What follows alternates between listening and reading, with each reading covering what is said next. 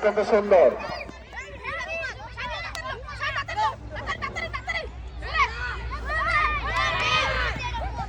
প্রথম স্থান রহমান জনাব ওহিদুল্লাহ, দ্বিতীয় স্থান জনাব মাসুম, তৃতীয় স্থান সজীব মোল্লা।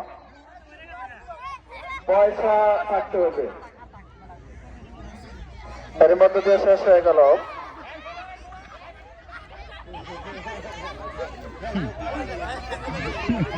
বালক মেঘনা দলের গুপ্তধন উদ্ধার। এ পর্যায়ে মাঠে অনুষ্ঠিত হতে যাচ্ছে বালক শীতলক্ষা দলের জল থেকে ফল। জল থেকে ফল, বালক শীতলক্ষা দলের জল থেকে ফল।